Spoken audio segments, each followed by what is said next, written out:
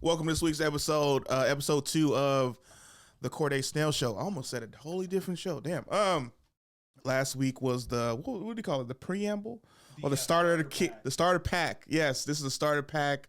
Episode was last week. This is the episode where we're putting our deck of cards together and we're building that nice Yu-Gi-Oh deck. You know, you looking through the rule book. We call this the Rulebook edition. Was basically you going through and trying to figure out how we gonna get this podcast together. You know, that's how we're gonna do it. A lot of Yu-Gi-Oh themes is gonna be the premise of this show. What's up, Jared? How you doing, man? I'm good, dude. I'm excited. You know, we had a lot of a big warm reception, I think, to our first episode. So I am very excited to be here and hitting another one down. Me too. I'm glad to hear it too.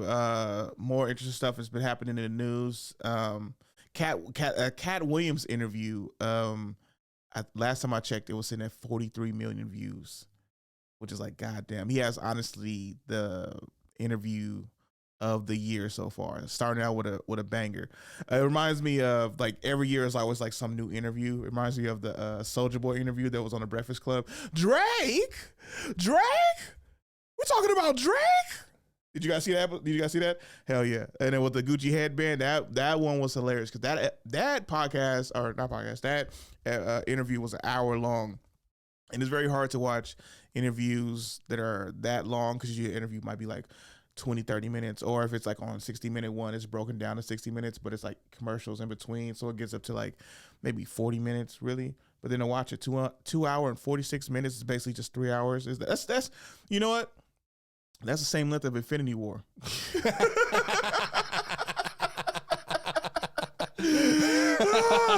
Thanos came through, kicked all of the Avengers' asses, and then I guess, hey, is Cat Williams Thanos? Is that who he is?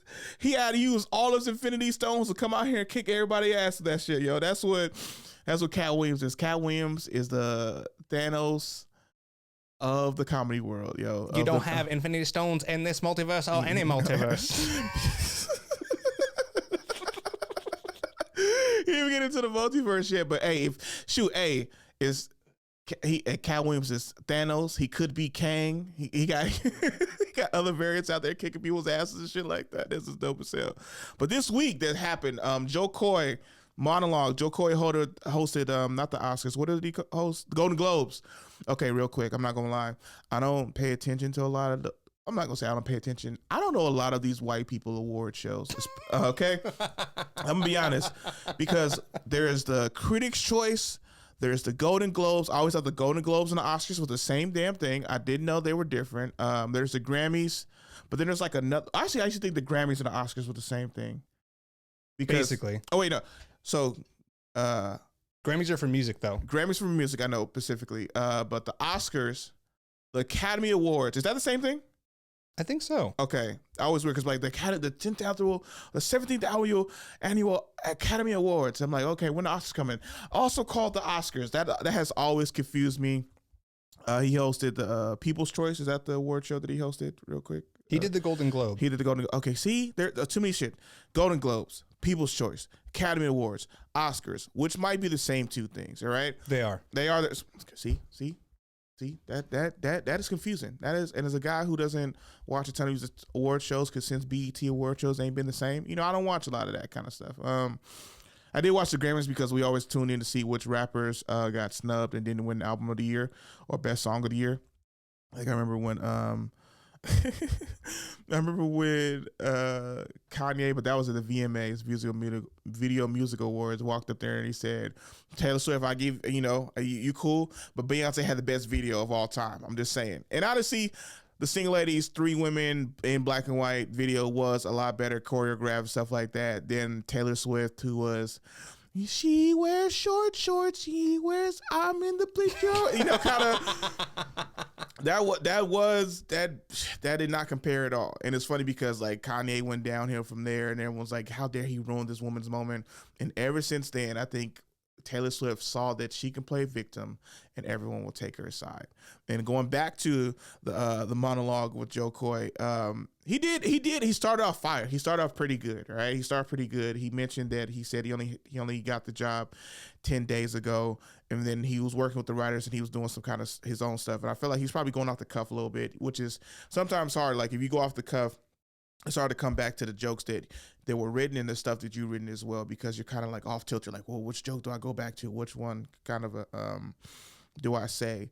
He said he watched Oppenheimer and he was like, I feel like it needs to be 1 hour longer. That made me laugh, because this Oppenheimer like 3 hours and some change or something like that. He was like, just not enough backstory. Not enough backstory. And it's always funny with those super long movies when it was like, there's a 4-hour version. And he'd be like, how did you sit up here and make a 4-hour version of a movie? But you're recording is like all the different editing and stuff. Like Zack Snyder does this a lot. Zack Snyder always puts out a 2.5, 3-hour movie. And then he's like, well, my director's cut is actually 4 hours, which is the better version. I'm like, if your movie has to be 4 hours, there's no way it can be better. Because at one point you just lose interest in the movie because it's just super long. Like if we was on a 4-hour podcast, I don't know if I could talk for that long, but that at one point I would just be talking about like my nose hair has just been changed a lot. Like you just run out of ideas to talk about, run out of things to say. He mentioned the Barbie movie where he was like about the cellulite, and the joke kind of didn't land, but I also felt like he was kind of offending people, and I felt that threw him off his kilter, because before that he was like on par, he was going strong, he was hitting his stride, and I feel like the lack of a positive reaction from that kind of threw him off his stride. But then I remember after that he told the best joke of the night, where he said, Robert De Niro's here. He was like, how did you do it, man? Your last performance, it was great. It was amazing. How did you do it, man? How did you do that? How did you get her pregnant at 80? Like that. Fire. That fire. Because is 80-year-olds still out here fucking? Because it was funny because Robert De Niro and Al Pacino both had kids like a year, like around the same time. And then I think Al Pacino's 81, 82, and Robert De Niro's 80. Like, yo, y'all still out here. Y'all still out here trying, huh? Y'all still out here spreading your seed, huh? You're still out here doing it. That is great. But then he started getting into some shows. I think it was Billions and stuff like that. He was like, just billionaires just pull out, just pull out. Al Pacino's 83 and the lady who had his baby is 29. Yeah. Yeah.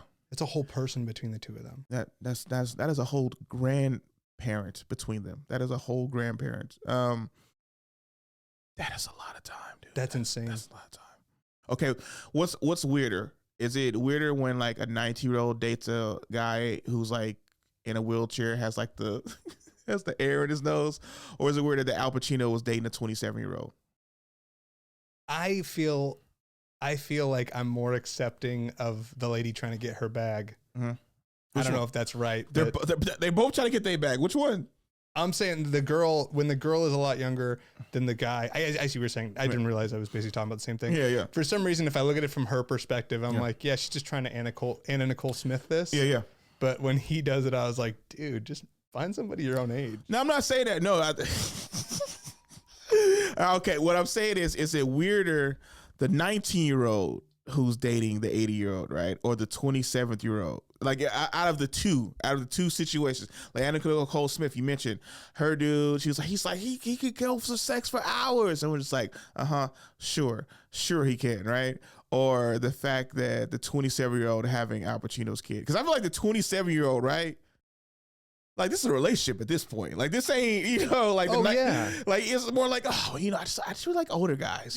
That's more of a thing than the 19-year-old.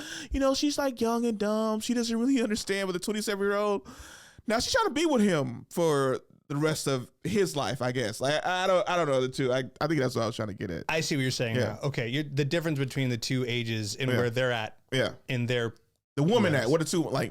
Yeah. Oh, okay. Dude, I don't know. It's still too much. Like, basically, because we're basically saying that in 50 years, you're gonna bang somebody who isn't gonna be here for like another 30 years. Yeah, that is insane to me. Just to quantify that, because literally that's like almost 50 years older than you. Yeah. So that is So in 30 years from now, the person that's gonna have your baby will be created. We're 30 years from their creation. So I never think about stuff like that. That's always weird. Because that's always weird, because I always hate when a guy who dates younger, he was like, yo, when I was 10 or when I was 15, she was just born. And that's because it always makes it super weird. But I see what you're saying.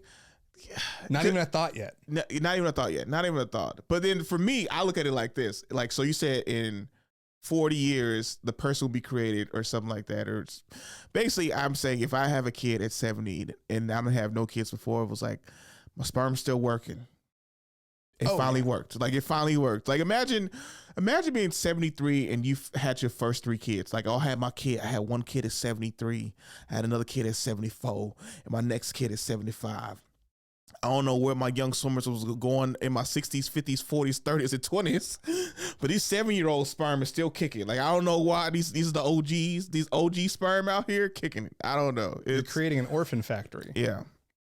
I mean, they were the same woman. I'm trying to think. I ain't spreading my seed. I guess. Well, let's hope. Okay, so she's still 30 in this. But then, well, let's say I am here fucking multiple women at the age of 70. That's good for me. That's good for me. It is. I'm just saying you're not going to be around to raise them. True. That's all I'm trying to get at. True. Like, what's your end goal? I'm trying to make it to their graduation. Seriously. I hope you have a good time in college. Exactly. I won't be there. I won't be there. All right. Fuck a lot of women. But wrap it up. All right. Wrap that thing up. If you're 90 at their college graduation, that's got to be one of the worst. You die at your kid's college graduation. That sounds like it would be like a cool thing, but just how you're going to feel at 90 around all those people. Cause that setup is so uncomfortable. Yeah. It's hot, nasty. Yeah. Kids are drunk. They're just, and then you just kick the bucket. Last thing you see is your kid get a piece of paper. You're done. That's a horrible way to go, I think. I mean, yeah, because I just ruined her moment. Yeah. But then I say if I die at the night of his graduation because I was drinking with him, it's a hell of a way to go out. That's a hell of a way to go out. What did he do? How did he die? He took 4 shots. That's what took him over. There was a light breeze that night. It was a light breeze. He said he was a little tired, and we gave him a shot to wake him up. So, you know. Also, dying in the sack is also perfect. The perfect way to go is like dying from sex. That's a great. Your heart rate is too high and stuff like that.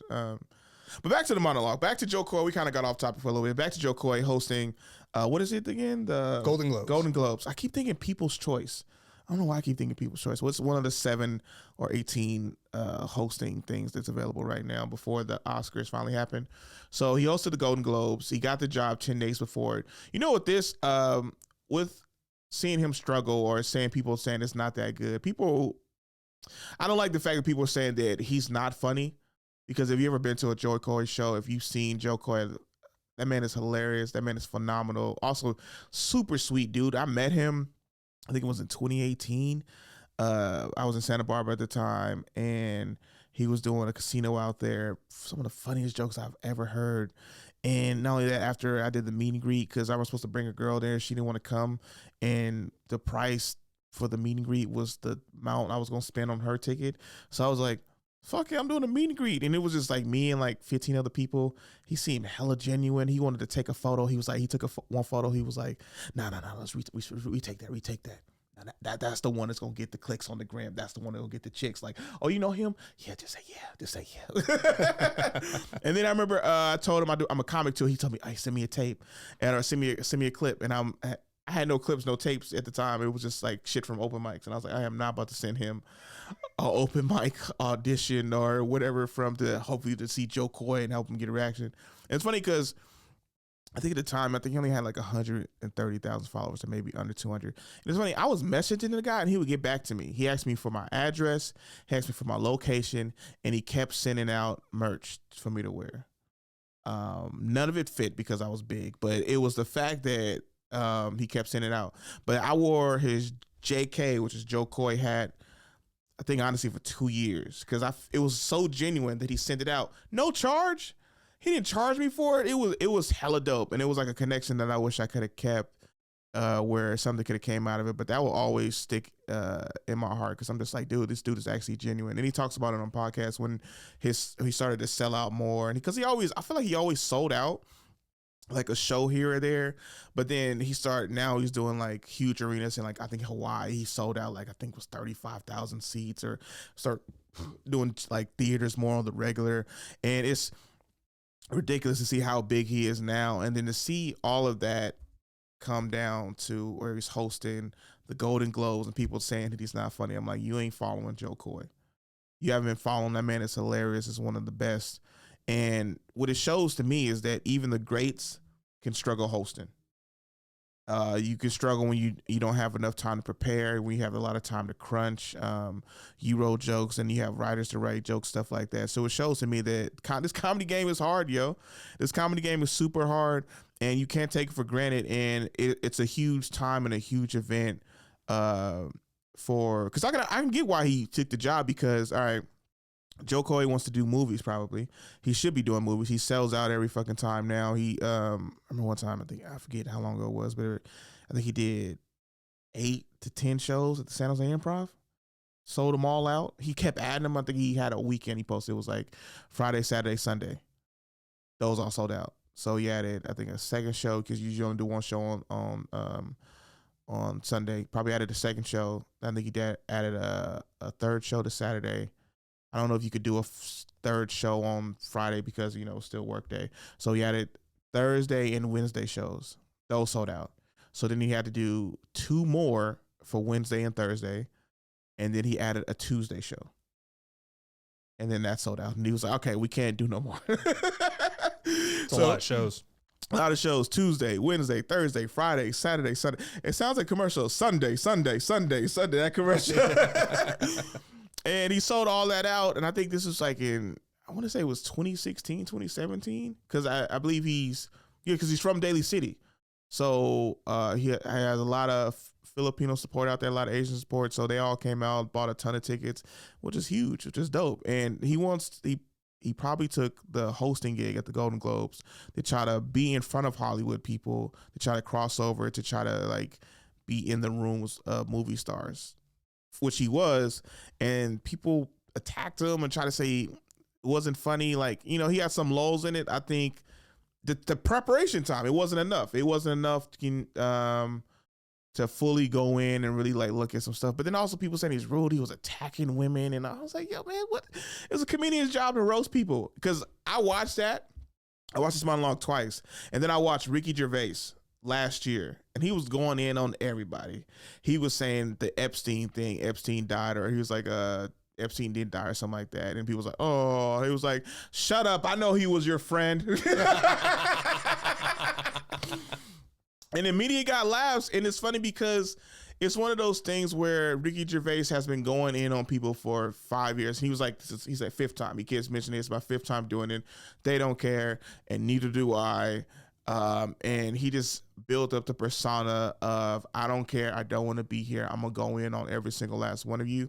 And Jo Koy is very nice and he wants to be liked. So he didn't have that same persona, but he will roast you. The one thing I hated was the fact that he said something about Taylor Swift. He's like, Taylor Swift is here. He's like, and this will be the one time, he's like, unlike a Chiefs game, we won't always show her. And that was it. And shit, her face was like, oh, because I've heard this a lot of times. Taylor Swift is very fake. Taylor Swift always acts super surprised, oh my God, me? I won this award again. Oh my God, I just want to have, But it's funny because we mentioned John Mayer. Shout out to John Mayer. I kind of know who he is now. She writes all these breakup songs about her exes, about the people who she's dated in their life. That song Bad Blood is literally about, I think it's about Katy Perry or somebody else who she has a problem with. So she makes a hit song, a diss track, if you will, in the rap game, as they call it, a diss track, if you will, about somebody who she doesn't get along with, somebody who she doesn't like. But the way that she wins everybody over, instead of having people say oh my God, this is a beef about something. No, this is just a hypothetical. And she brings all the girls who was in the video with her to the premiere of the Grammys or something like that, or to these different places. So she's like, oh look, not only is she a nice person, but she brought the 15 women in the video to this place, and so they can all have their stardom and all kind of stuff. And the whole time in the back of my mind, she's like, yeah, but this is about that bitch Katy Perry. I hate you. Ariana Grande, I hate you. Selena Gomez, I hate you. I think she had Selena Gomez in there, so I think they worked it out. But everybody else, she hate them. So it's funny how she plays these politics, because it is true. If you're a Kansas City Chiefs fan, or if you're not 49ers, if you're a fan of football, you know that you've seen Taylor Swift a ton at all these damn games, and they keep showing her all the time. It's funny because her and Patrick Mahomes' wife did not get along when they first got there, because it was so funny to see. It was just like Patrick Mahomes' wife was like, ugh, I hate this girl. Like, they were never seen together. They was always super apart. Then as time kept going, all of a sudden now they're best of buds, playing high five, playing patty cake. And I'm like, oh, this is so fake. I hate this. But the NFL kept rocking with it. NFL saw that they was getting like a new fan base, was rocking with it, kept showing her, Taylor Swift will be here. Oh, she's not going to be here at this game because she's on tour in Australia. And I'm like, okay, yeah. Who else significant other do y'all care about this much? Oh, real quick. There was one time where I wanted them to show this person's significant other more. They showed one clip of her. It was like, they showed her a few times, but it seemed like all of a sudden she moved later on. Ryan Reynolds' wife. God damn, she was Blake Lively. Blake Lively. That woman was wearing something. God damn. I mean, like, you know how shooters shoot? Ryan don't miss. When it comes to fine ass women, Ryan don't miss. He broke up with Scarlett Johansson and then got Blake Lively. God. She's beautiful. That woman is gorgeous. If you saw the top that she had on, it makes sense, because it was somehow NBC just focused on one particular area below her neck and above her belly button. And I was just like, yo, who is that thick ass white woman right there? Who is that? And why they keep showing Taylor Swift instead of her?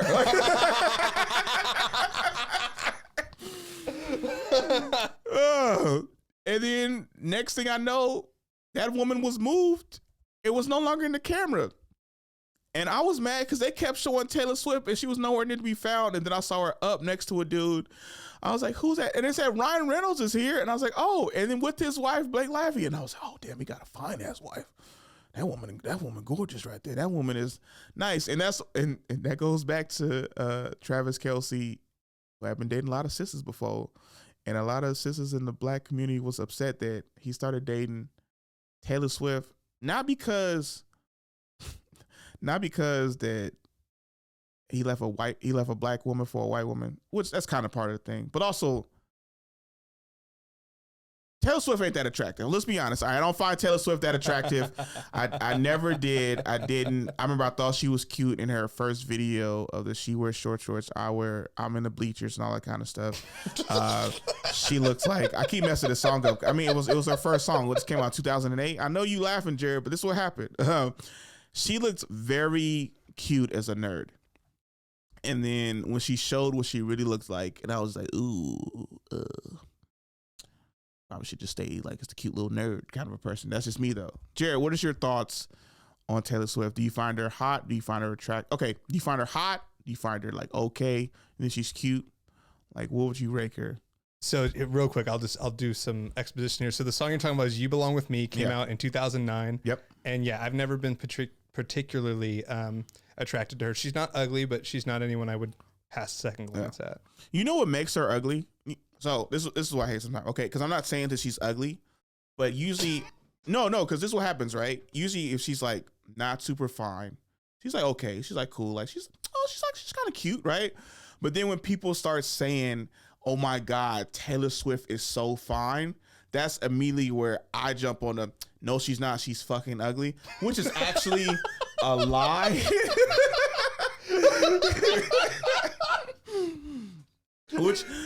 Which is actually a lie, because I don't believe she's fucking ugly, but I don't believe she's super fucking fine. You just don't like the fakery. I don't like the fakery. Like, oh my God, dude, she's sexy as fuck. I'm like, who we looking at? Taylor Swift. She got some work done or something? Like she got her boobs done, or like this is something like she got thick? Like, 'cause I love thick girls. Like I love that's my shit. Like, you know. But I'm like no, like she looked the same. Oh, okay. So the same one that we seen from You Belong to Me, you talking about that chick? Like, yeah. And it really becomes this over, you start to see her a lot. You start to, the overhyping of her, the successful of her music. Like, I mean, honest, like, I don't listen to a lot of her music. I always say Taylor Swift songs sound so much better when I don't know it's her music. Like Blank Spaces to me, that shit is a banger. Where you been? Like, yo, that shit hit. That got a trap beat. That song slaps. And then it's the other song that she's like shooting. It was like shot in Africa or some shit like that. That's another banger or some shit. I think it's like 2015 or something like that. But so I remember me and my roommate was slapping it. That's why, because we was slapping Migos, and then we was like, hey, this Blank Spaces shit kind of slapped though. It was like it do. Wildest Dreams? Wildest Dreams, yeah. It's like a cool, like romantic kind of a thing. It was shot in like Africa. People was like kind of upset, like, why is this white woman going to Africa to shoot some shit? Like, you know, but that's like neither here nor there. And yeah, man, like we just talked about it. Blake Lively, gorgeous, sexy as shit, right? And you see Taylor Swift, you're just like, I mean, she cool. I don't get it, but the sexiness of the fact that she's one of the top selling people ever, and like had one of the biggest stores and stuff. I get that. Let's not sit up here and pretend like she's like one of the finest people out there, you know, because fine people usually aren't super talented. Megan Fox, gorgeous. Is she a great actor?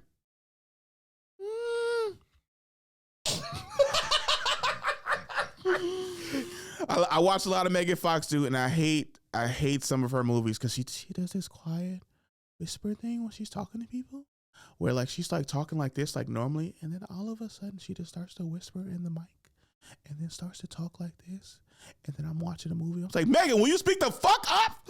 What are we doing right here? I was talking like this, super sexy. I bet the sound people like, yo, turn that shit up. Like, we're not killing people, we're killing boys. We can't hear this bitch. We can't turn that shit up because she's about to start whispering. Watch. 3, 2, 1. Didn't I fucking tell you she was gonna start whispering? I told you. You owe me $5. I told you. You can't bet with me because I know this bitch be whisper talking. Why you whisper talking? Why? I never noticed that. You're right though. You never noticed that, dude? She does it so much. I think it's a way to appear sexy. You know, because all of a sudden if you start getting quiet, because if a chick starts to whisper in your ear, that kind of seems sexy, but she just does it like in random ass times. It just kind of, oh, well, we're just going to do this. Like, I remember I was watching New Girl. She was doing it. She was like in the hallway talking to all of them. They was having a conversation. And she's like, oh, well, I'm just going to do this real quick and then start talking like that. And then like, I forget the guy's actual name, but like Jake, like I think it's Jake something or whatever. He was in Spider-Man. But he was like, he kind of like looks or whatever, and then he's just like, oh, okay, what the fuck are we doing now? Why the fuck is she talking like this? Yeah, but okay, cool. So yeah, yeah, we got Jake Johnson, yeah, I was right, Jake Johnson, because I love him because he was and he was a great show. Shout out to New Girl. You guys have any shows that you people wouldn't think that you like but you love? Oh, Supernatural. I'm kind of embarrassed. Yeah, my ex got me into it. Okay. And if you can get through the first season, because it had no budget, and it's definitely like for girls. It's got 2 handsome co-hosts, but it ends up being like a very fun show. All right. So this is John Mayeroff again. What is Supernatural? Yeah, Supernatural stars Jensen Ackles and Jared Padalecki and their brothers, whose dad hunts monsters, and their mom is killed by a demon. And the show starts when their dad shows up out of nowhere, because like their mom dies when they're really young. Dad teaches them how to hunt monsters. And then for a couple years, the younger brother, Sam, goes to college. Dean, the older brother, shows up at his college, goes like, Dad went missing. We have to go find him. Okay. And then it becomes a 15-season run. Oh. But the first 5 seasons, most shows should only go 5 seasons. The first 5 seasons of that show are actually perfect from like a narrative arc. Okay. And then they realized they could keep going. And they made another 10 seasons that you know exactly what's going to happen, but it becomes like a telenovela where I'll just keep watching it. Yeah. But yeah. Okay, cool. You said a lot of white people's names, so I don't know. So I'm just like, I'm going to keep rolling with it. It's okay, cool. You know, help me with the show. Help me with the podcast. Shout out to Kevin Hart. You ever seen that guy? That's Jensen Ackles. Oh, okay. All right. Jensen Ackles. Okay. He played Soldier Boy in The Boys, if you ever watched The Boys, which is like the Avengers if the Avengers were evil. I know exactly what that show is, but you said he plays Soldier Boy in The Boys, and I literally pictured Soldier Boy the rapper. I was like, this white ass dude played Soldier Boy. And I was like, what's he doing to crank that? Was it you? Soldier Boy is their version of Captain America. No, yeah. Yeah. And then It's weird though because like is it? I don't know if it's just the Avengers or is it like also DC as well. I feel like it's all the characters in one because it's both. Because like Highlander is Superman, right? And then the one chick who is like Wonder Woman. And then the black dude is like the Flash. Oh shit! They really is breaking down. And then Aquaman, Aquaman. Do you remember when he had he wanted to have the threesome with the octopus? Oh my god, that was so damn good. That was so damn funny. I feel like as far as white blonde girls go, the girl who played Starfire or whatever, she was very cute. Very cute. Erin Moriarty. She's the best version of a Taylor Swift type girl to me. Yes. There we go. Yes, that is very accurate indeed. That is very accurate indeed. But with her, you be like, yo, she's super pretty, she's super cute. You would never say she's super fine and stuff like that because that's not the realm she's going for. She's like cute. Like they did try to sex her up and stuff like that. You're like, ugh, and it seemed weird. And she even talked about it's like it felt weird. But it's like, yeah, because she's always like the pretty girl in your neighborhood, right? Who like the girl next door they always talk about, right? Like her, that's the girl next door, not the super fine chick who seemed like she's in movies and shit like that. Like that's not, or like the video vixen, right? That's not the girl. Like, but then you start saying, oh, this chick is hella fine. And I'm just like, bro, she's not hella fine. Like, she's hella fine, bro. What are you talking about? You crazy? Like, nah, that bitch ugly. But that's just because you gotta go the opposite. You gotta go to the two parallels though. Yeah, I think Rachel McAdams is beautiful, but like I wouldn't call her hot. She's just really beautiful. Put that up again. Put Rachel McAdams. I want to see I know she is, but I'm trying to think of the movie she's in. Rachel McAdams. You're thinking of somebody else? Yeah, for a second I was thinking of the chick who I was thinking Amy Adams who played in is that Amy Adams? Who played in Batman vs Superman. She was Lois Lane. Yeah, that was right. Yeah, so Amy Adams, beautiful at times. Try to make her super sexy, stuff like that, but it's not always. Rachel Adams, go back to Rachel. You know who Rachel Adams kind of reminds me of sometimes? I don't know why this is. Did you ever see what's the movie? Damn it. $1 Million Baby? Let me see. $1 Million Baby. She kind of reminds me of her. Like her, yeah. Who's the chick who plays Hilary Swank. Hilary Swank. So Rachel McAdams seems like the prettier younger sister to Hilary Swank, and Hilary Swank is like the more mature, angry one, you know. And then and then throw the chick in from 13 going on 30. Ben Affleck's ex. Mm-hmm. Yeah. Jennifer Gardner. Yes. They feel like they are like all sisters. They're all sisters. Hilary Swank is the oldest one. Amy Adams, not Amy Adams. Rachel McAdams. Rachel McAdams is the baby one, and then what's her name? Jennifer Garner. Jennifer Garner is the middle child, is the middle kid who's like the cute gene, shit like that. Like yo, I think we onto something, yo. Brie Larson's her bitchy cousin. Oh, Brie Larson. Oh, okay. The Marvel, Captain Marvel. No, I know. Okay, so Brie Larson's never somebody who I felt is like super attractive. No, I don't. I mean, like it's like you said, there's girls where they have their moments. Yeah. But I've seen her be so mean so many times that I'm like, I can't get that in my head. And I think that's why. Like, I can't think of her attractive because I used to see her as mean and stuff like that. Oh, I saw in the movie Home. That shit made me cry, yo. That shit. I understood why she won the Oscar because that shit was a great fucking movie. Also, I feel like with Brie Larson, they still haven't figured out what they want to do with her when it comes to Captain Marvel. Like, he feel like they keep making her monotone, which I don't understand and I don't like. Because I feel like she's supposed to be the strong, she's supposed to be the fierce one. But I feel like she's becoming more like how Henry Cavill wasn't given nothing, or he wasn't given enough. And he just like wasn't talking, and they relied on like facial expressions to say like lines instead of actually giving them like good lines to act them out, which is like very weird to me. Like, did you see the movie The Marvels? I didn't see that one. No. Okay, so I saw the movie The Marvels. It wasn't that good, and I was disappointed because I didn't like the first Captain Marvel. And one of my homies talks about how it was one of the worst MCU movies. It's not true. It was okay, but it made $1 billion at the box office because it was the last movie leading up to Endgame, right? And I was shocked that it made $1 billion. I was like, what the fuck? This movie made $1 billion? And I watched it. It was okay, and then I was upset because I feel like they didn't give her enough to do, and in the movie, like a lot of the cast members around her gave more emotions to it. Like so in the movie, Captain Marvel loses her memory, becomes goes with the Marvels or something like that. Just gets trained, like basically like she was in the Air Force, gets abducted by aliens, or like the Kree is what they call them, right? She goes up there, she's like flying in space, she's like doing some shit out there, has all these powers, stuff like that. So they're holding down her power. She is Captain Marvel in the sense, right? While doing that, she comes back down to Earth. She had been gone for like, I think like 13 years or something like that. She comes back down to Earth and she has no memory of like all the friends she had, all the people she left behind and stuff like that. And her best friend, she's like, I don't know who this Captain Marvel is.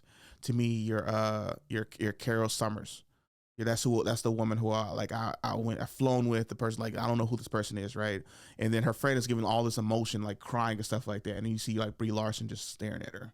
Like no like emotion back, no nothing. And then she like walks out and like kind of like throws a hissy fit. And I'm like, where the fuck is like, where's the emotion? Like you should be crying too, or just like I can't remember this. Like there should be more like you giving me this like kind of a thing. Like I don't know what to give you. You know, it should be more like a back and forth, like an emotional thing. Like you're resonating. Like I don't know who I am. I think I'm this, but you're telling me I'm this. And I see all these old pictures. Like I don't know who I am. I'm broken. Like I'm trying to figure out. I'm lost.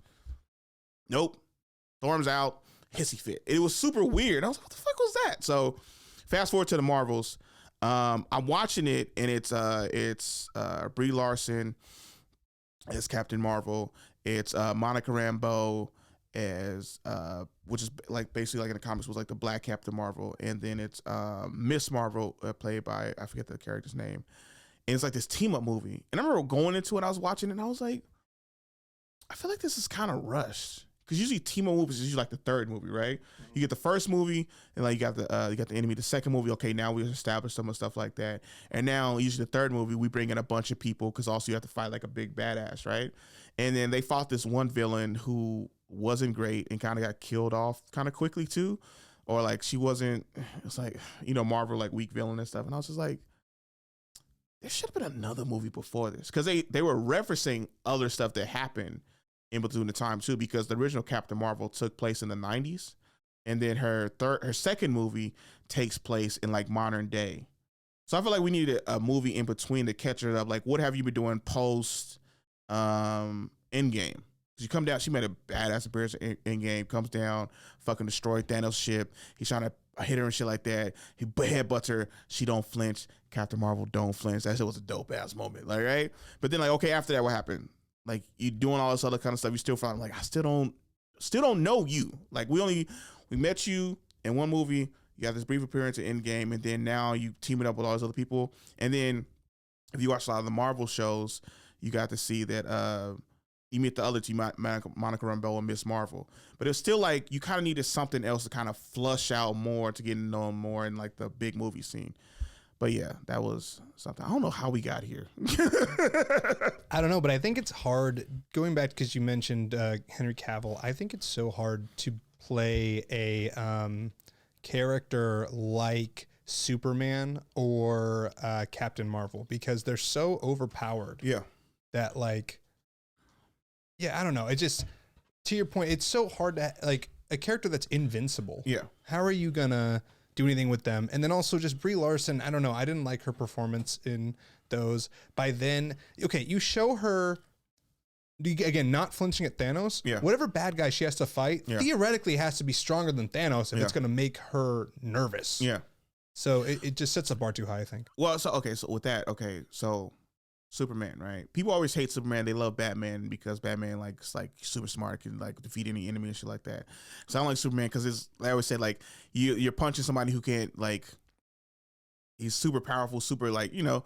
But I'm like, yes, I want a big dude who's like super powerful. I want that kind of stuff. And I feel like Brie Larson, I feel like Marvel and like MCU never made it where Brie Larson is the Superman level, or like that super strong and shit like that. Like, she can't be affected by this. She can't do all this kind of stuff. Like, she's super, like Iron Man, super powerful, got all the suits, got all the tech, blasting shit, doing some shit. Like, you needed to make Captain Marvel that strong. I feel like you needed to prop her up as like the new Iron Man, like strong as fuck. Like, have her fight other strong as fuck people. Like accidentally just run into like an Incredible Hulk or some shit like that, and she kicks the Hulk ass. So then you start establishing how fucking powerful this chick is, and also at the same time you're empowering a female character and making her super strong. Like, damn, she beat Hulk's ass. Have her fight Thor. They get into an argument or some shit like that. He try to punch her, and she just fucking like, what the shit, like throws him.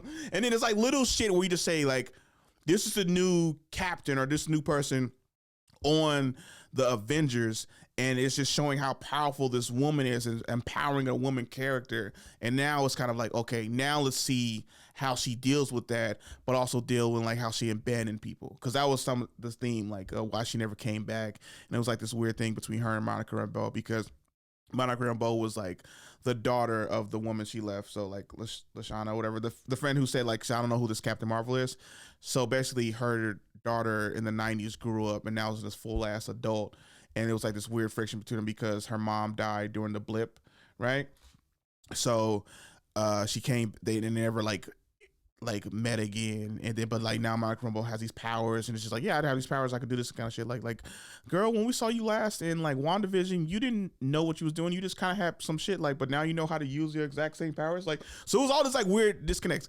But the reason why that movie didn't do well, because one, the writer strike, two, the actor strike. So they reshot a lot of stuff, but you can only reshoot stuff you already reshot. You can't rewrite. So that movie was plagued by the writer strike, and that honestly should have been a third movie, not the second one. How much time we got left? How much time? We're at 41 minutes. We got 20 minutes. I'm cooking. Okay, I'm cooking right now. So shout out to Jo Koy. Did the best you could on 10 days. Like, the best thing I did on 10 days rest or some shit like that, you know. I was supposed to recover longer. Super funny guy. Did the People's Choice, was the People's Choice? The Golden Globes. I don't know why I keep thinking the People's Choice. Did the Golden Globes. It shows how hard hosting is. And when you don't have enough time to prep, it can affect you. Hopefully next time somebody, if you give Jo Koy like a solid month and a half, I bet you he rocked that shit. Shout out to Jo Koy. He is always funny. And I think he's coming to the Bay soon. I'm not sure. Look it up. I keep seeing him on I think he's in Reno or Lincoln. If you get Ticketmaster, everybody, I feel like they should download Ticketmaster, but I feel like you'll always be alerted to when some of your favorite comedians are coming, the big ones like Jo Koy. Like he might be going to Lincoln or Reno. That's what they be like, oh, he's close. Like Ticketmaster's like, hey, buy tickets for your favorite comedian. He's close to you. And I'm like, where is he at? Reno. Or he's in Lincoln, which is, I heard is a city outside of Sacramento, which my mom says she wants to retire to because it's up there by like Thunder Valley and stuff like that. And it's just like a quiet, calm retirement area. And I was like, who the fuck want to live up there? She's like, I do. I was like, why? She's like, because the Bay is expensive, but then also it's like older. It's people like me up there. I'm like, oh, older folks. She's like, you calling me old? I was like, that you called yourself old. I didn't call you old at all. All right. Let's pivot to where what I did this past weekend. I was at the San Jose Improv. Shout out to the San Jose Improv. Love them to death. I was hosting for the amazing Marcello Hernandez. That man, he's on SNL right now. He's killing it. I was watching like a bunch of his stuff to talk to him about his stand up, and honestly, dude, he's preparing for his hour special, and I'm honestly, dude, that shit is gonna be fucking amazing, dude. Met him, also met Amir K, who's another super funny, hilarious comedian. Like it was one of those shows, like, yo, it's one of those big shows to be on. It's where the headliner is a national touring guy, but also on SNL, so he's a comedian on one of the best shows in the country, and he's still working like as a stand-up, like really working. Like he was doing 75 to 90 minutes. Like that's also, for those who don't know, 75 to 90 minutes, that's a long fucking time. We was talking about the Cat Williams interview being almost 3 hours. To go up on stage and do 75 minutes, that's an hour and 15. And you working stuff out, and also the premises are hidden, the jokes are funny. And then he's actually like cutting shit out, like trying to get straight to the point to make it even funnier. Like that takes a lot. And okay, Amir K brought him up saying, Amir K has been doing comedy for 15 years. He's like, I've been doing comedy for 15 years, and I haven't been around somebody this poised. And you know how some people like prop up people. He did not lie. Like Marcello is only 25, 26. Swear to God, he has the stage presence of a guy who's been doing comedy 20 years. Like, it was shocking to see. And his jokes, super fucking good, dude. I'm laughing about one because it's about, like, I don't want to give it away, but it's basically about, like, chicks who like a tall guy, and it's just like she's the way, like, chicks acting around like having a tall guy who can't do anything, and her homegirls are just like, "Don't worry, we'll help you out." And it's like so true because it's like some of this is like it's not the same stuff I do, but it's like you're talking about dating and stuff. You talk about premises, you talk about things relatable, and then he's like he's Latino, so he talks about like relating to different Latino shit. And then it was cool to hang out with those guys and hear them talk like next level shit. Like, it was funny to see, like, we was talking like social media and talking about the benefits of having less posts, which is something that I learned. Whereas, like, maybe you need a maximum of 20 to 60 posts on your Instagram page. And I was like, what? And then Amir's like, it was like, what? And he's like, yeah, dude, because it's you don't want to overexpose yourself, or it's just people just it's people because people see your page, and then I was getting like talk like people go into your Instagram page and they see you have a ton of shit. And it's like, oh, this is like a lot. I don't want to look through all this kind of stuff, right?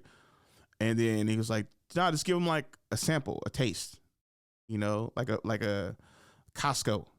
Here's a sample of my profile. It's a sample of like me, you know, kind of a thing. Like, or only having like your best stand-up clips on like your page or your best clips or whatever. So I've been like trying to go through like my Instagram and trying to archive like a lot of stuff. And I'm just like, I looked at my thing was like 3,500 posts. And I was like, I get down from 3,500 to 25 or 60. And then I was talking to this girl, she's like in the marketing, and then she was talking about, she's like, yeah, get down to like 60. And I was like, well, when do I post? He was like, well, post one and then take something off. And I was like, oh, what the fuck? And she's like, and then you can just archive it. And then I started thinking about it. I was like, I do be going on people's pages. Like, I think of Michael Che from SNL. He has 1 to 3 posts up. But then Instagram will notify me, Michael Che hasn't posted in a while. He's posting for the first time. And I get that notification. I go there and I'm like, watch, what did he say? What did he? And then you look at that one post and it has like 1 million likes. And it's just like 3 thoughts that probably he could have put on Twitter. But nope, I'm going to put it on my Instagram page. And then I'm going to take it down after 3 weeks. And I feel like it's the detachment from social media where every time he posts or every time someone posts, or let's say every time you post, it's important. I'm only posting because I'm coming towards your area. I'm only posting because I'm trying to make you laugh. Like, here's all the other bangers, but hey, here's this new funny shit I'm working on. Like, oh shit, what is he gonna say next? Or instead of what is he gonna say next, when are they gonna post next? What are they gonna do? And the importance of social media, because it was incredible to see someone who is big on SNL, who's working on an hour special, also gave advice to his homie, to his friend who's in LA. And we're all still trying to become bigger, become more successful, just to have more things. But then we was all having a conversation. We was talking about how we just want to, you know, we just want to be funny, just want to do stand up, and then also just want to hang out with our homies and have fun. Like, not burning bridges, not like trying to be like evil or anything like kind of that. Just be fun, be rewarding, reward the crowd and things like that. Like, that was like a constant thing. Like, I sat back and I was just like listening to stuff, but it was just a great weekend. Like, I appreciate the San Jose Improv, but I appreciate Marcello and Amir K for just letting me be around and to soak up any knowledge and just kind of talk about stuff. Like the one thing I told them that they fucking blew their mind was that I'm an AP Spanish teacher, but I don't know Spanish. But I say that I don't know Spanish. I do know Spanish, but it's when it comes in a moment to say stuff or kind of do stuff, I realize I freeze. Like, I freeze in a moment. I can't think of anything. I can't say. And then they'll say like this, like, how you see how fast I'm going, like the cadence I'm going with, stuff like that. They'll start speaking to me like that in Spanish, like un poquito, like, and I'm just like. So then I honestly feel like I turned to a dyslexic student. Like, I'm just like, okay, he said, how are you doing? But then also like, and then so I'm breaking it down in my head, and they're just looking at me like, you don't fucking know Spanish? Like, what the? And I'm kind of like, no, I do, but like, give me a sec. Give me a sec. Hold on. Mi nombre es Mr. Snell, like Professor Snell or something like that. It's real. It's funny. And then he's just like, yo, they was like, give me advice. They was like, yo, say that. Do that. This is what's unique about you. Black man, AP Spanish teacher, don't know Spanish. Go with that. Make jokes about that. And we just kept talking about that shit like the whole weekend. It was like, oh, yeah, it's like, and we'd be talking and like saying something. And then I was like, but you know, the biggest surprise of the weekend, the biggest fucking surprise is that you teach AP Spanish and you don't know shit. I was like, hey, yo, I'm trying. Okay, I'm trying. Like, I am trying to work. It's like, nah.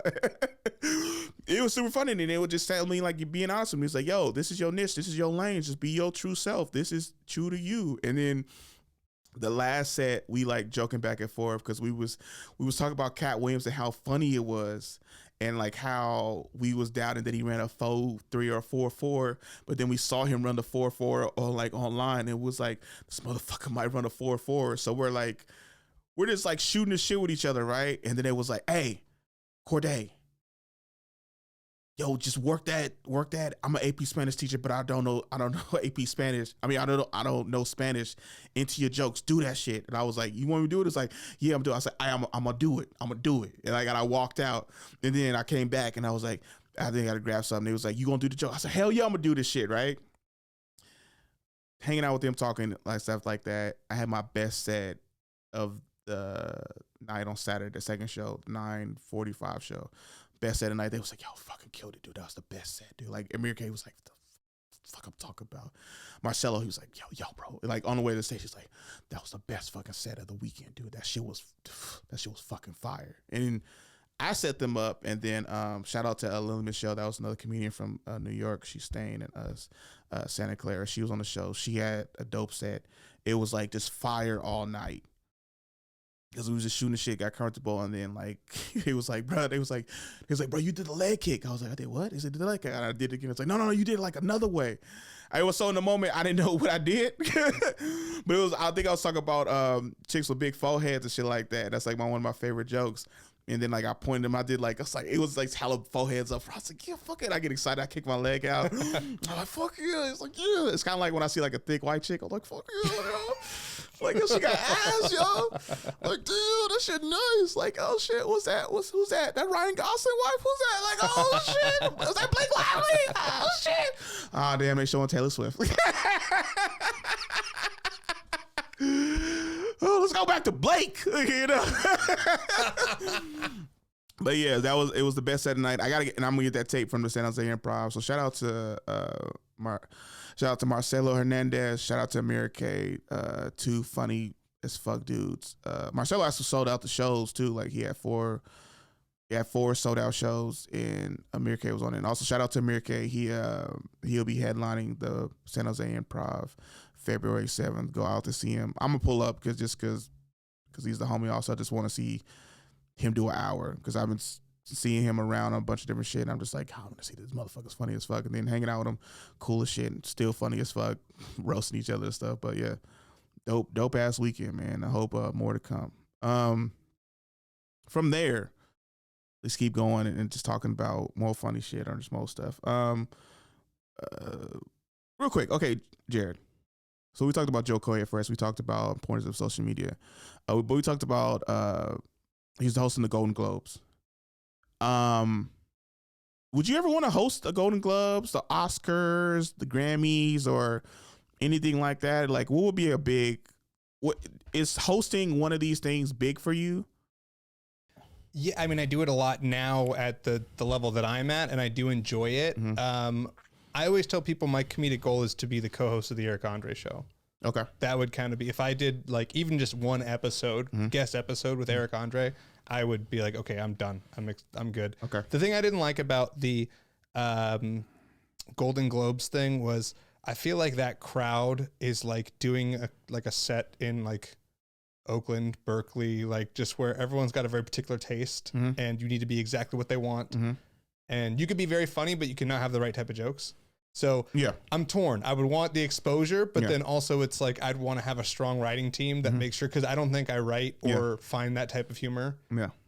So I would say yes, because I mean, why not? But I don't think I would have as much fun as if I was doing something like the Eric Andre show, or I did a spot on I Think You Should Leave or something like that. So yeah, you don't. So hosting the Golden Globes or one of those type of shows don't come to mind as like a big lifelong dream. Like, it's always funny to hear people's like, oh, this is one of my dreams. I've always wanted to host this. And I'm like, I've watched a lot of award shows. I've never wanted to host it. That was never my thought process. Like, I remember doing video VMAs. Like, I never wanted to host it. Or no, the ESPYs. I would love to host the ESPYs because that's like a very sports element thing, which I haven't talked about on here, but I'm huge into sports. Warriors, Eagles, fucking A's, because they're not Oakland no more, they're Vegas. I might abandon that team. We'll talk about that at a later date. And then Cal Bears, go Cal, go Berkeley, yay! But y'all, yeah, we'll talk about that later. Like, I would love to host the ESPYs because the athletes I look up to, the people who are covering the games are there. Like, that's something that I would love to host, because like Drake hosted it and things like that. It's always in the summer. It's in LA, so it's hot, but people like dressing up, looking fancy and shit like that. So that would be an award show I would love to host, because it's an area that I wanted to really pursue and go professional in sports, but then also like be able to cover it or like maybe talk about it. Like, I love talking sports and being like one of those talk shows like with Stephen A or Skip, or like a Shannon Sharp's podcast that like fucking launched and had Cat Williams in it. That would be one of the things that I want to host. But like these movies that I would never want to host it. Now, would I want to be in the room and my movie is up for something, up for an award? Yeah, that's something that I would love to be part of. Like, that's like winning an Oscar because I gave like some kind of stellar role, like where it was like super dramatic kind of a thing. Like that's where I've never, when it comes to those shows, I never want to be the one hosting. I want to be there because a movie I'm partying, a role that I got in through comedy and stuff that got me into acting is up for something. You know, like I watch a ton of movies all the time. I'm a huge movie buff. Like, most of the times I can't remember most of these actors' names because they all kind of similarly look alike. But it's like, I love watching movies. I love watching emotional movies like The Boxer with Christian Bale and Mark Wahlberg is one of the best movies I've ever seen, because it's like one of the best top 10 boxing movies, because it's he's not only fighting age, he's fighting against his family and his brother who's addicted to I'm not sure, it's cocaine or crack. I think it's crack. I think it's crack, whatever. But then it's the fact that his mom always believed in his brother more than she believed in him. And then his mom never admitted or never thought that his brother was doing drugs. Like, like, Mom, what did you think he was going all those times he was like leaving? He's like, I got to go do something. He was like, no, he wasn't an addict. And then you can see how small he is, like going from like a big, like, I think he was like a middleweight or something like that boxer down to like featherweight as a, you know, like just skinny, you know, crackhead skinny, you know, it just doesn't look right. And you know, you wanted to go to you wanted to go and do one of those kind of movies. Yeah, so that was always something I thought about. I was like, I would never wanted to host one of these shows.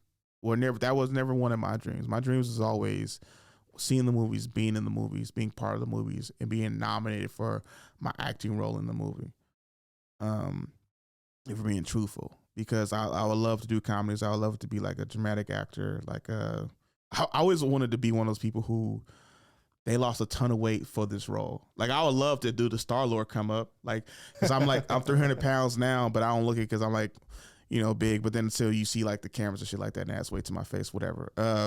But to go from like being 300 down to like 220 and got like the six pack because you've been working out a fuck ton, like, you're like, yo, Corde got ripped for this. Like, hell yeah, I got ripped, you know?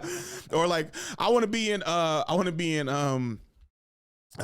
what's the Michael B. Jordan movie? What's the Creed. I want to be in Creed 5. I saw Jonathan Majors.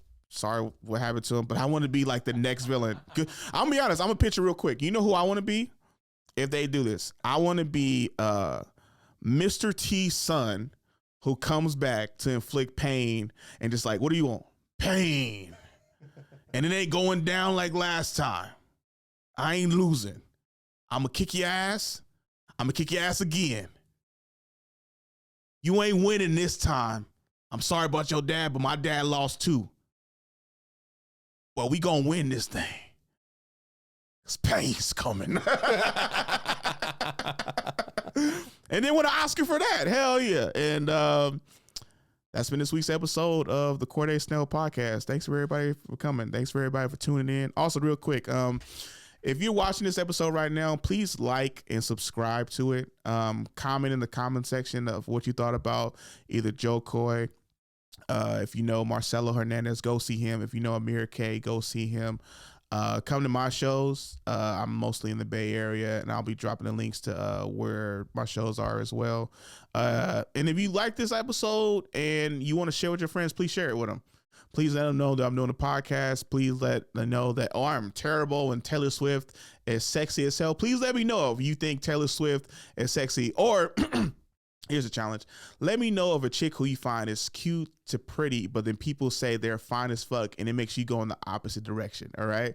Like, mine is Taylor Swift, all right? Or Maggie Gyllenhaal. That woman is...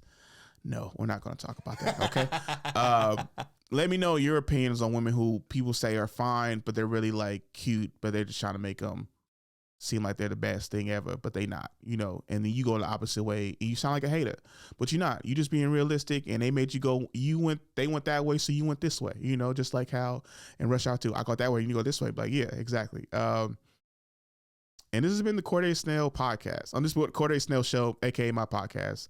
Thank you, Jared. Thank you, Angel, for being here. You know, I know it's Noah. I'm just fucking with you, man. Well, that's hell yeah, that's an inside joke. And we're out.